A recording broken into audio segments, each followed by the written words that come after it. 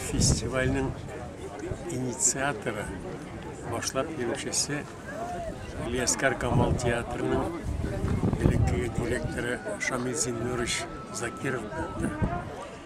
Бірінші мәртебе ол ұйыштырып, тарихтан табып, Салих Сайдашевның бірді ял еткен, музыка азған екенліктерін испатлап, шошында фестиваль ұйыштырға қарар қылып, мына бүтін музыкантларны, оркестрларны, театрларны алып келіп, мұндағы тамашашылар білән, Қазаннан келген бик көп тамашашылар белән Салих Сайдашевны искә төшерәбез. Салих абыйга монда һәйкәл булырга тиеш. Аның урынына таш куелды. Шамилзин Нурыш үзе исән вакытта куйды, ләкин һәйкәл әле бүгенгә кадәр юк. Вакыты җитмәгәндер дибез.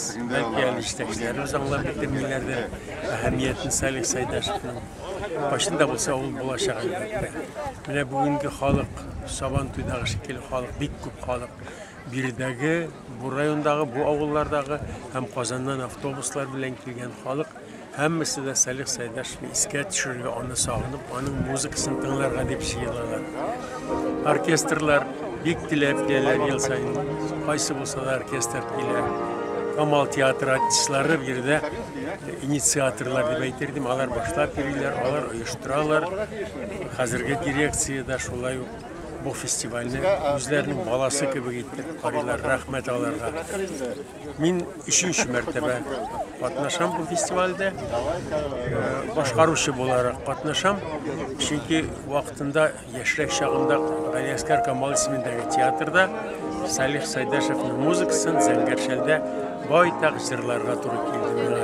Шуларны искә төшереп, рәхәтләнеп, риза булам, рәхәтләнеп килеп җырлыйм булатның я bir җырын, я икенче җырын, я Салих абыйның спектакльдән тыш язылган җырлары, бик күп матур җырлары, шуларны җырларга мин рәхәтләнеп чакыргач, сәхнәгә чыгарга рәхәтләнеп теләп киләм.